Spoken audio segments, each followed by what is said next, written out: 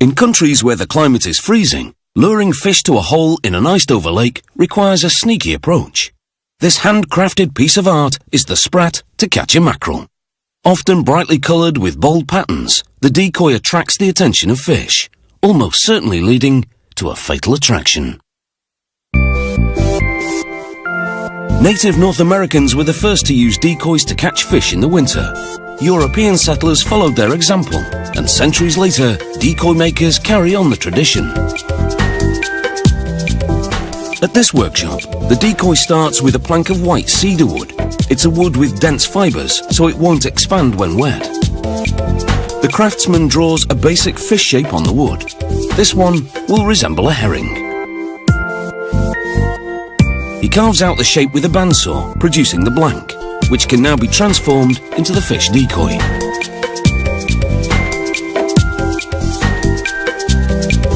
He cuts a narrow slot for attaching a metal tail fin and draws a centre line around the decoy blank. This serves as a reference point as he tapers the edges with a sharp knife. If he cuts too deep, he could spoil the carving, so he whittles carefully, removing just a little with each stroke of the knife. The goal is to round the sharp edges and soften the profile.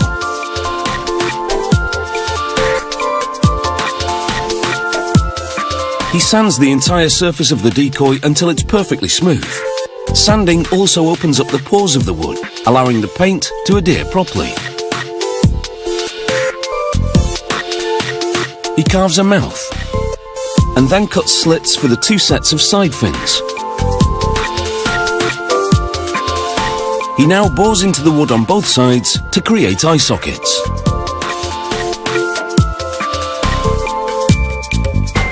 He takes an equal amount of two epoxy clay components and kneads the two together.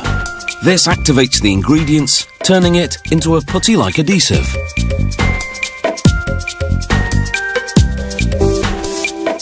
He presses some of the adhesive into each of the eye sockets. And the glass eyes fit into the epoxy-filled sockets.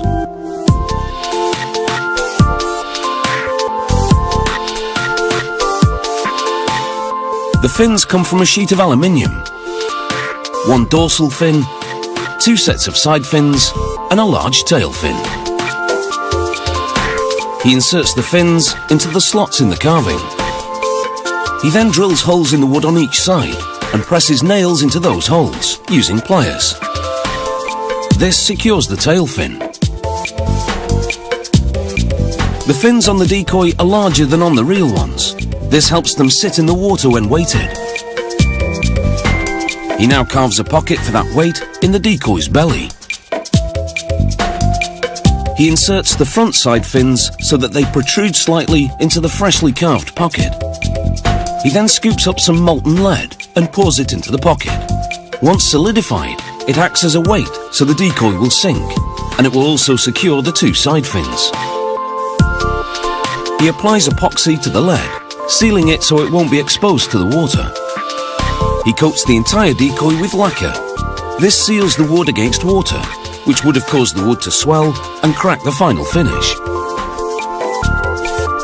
Once the lacquer dries, the decoy is ready to take the plunge. He tests it to confirm that it sinks, and that it sits level underwater and swims. Sometimes more lead needs to be added, but in this case, the decoy takes to it like a fish to water. He marks a spot for the screw eye, which will take the fishing line, and then twists the screw eye into that spot. He paints the herring decoy a vibrant red, a colour that isn't strictly accurate, but one that should excite real fish. Decoys often aren't exact copies of fish, they're designed to simply pique their curiosity. Since fish are attracted by colours and shapes they don't normally see, decoy artists can be as creative as they like. They're actually considered a form of folk art, and there are even competitions for best examples. Just as well really, because underwater the fish won't realise it's just a red herring.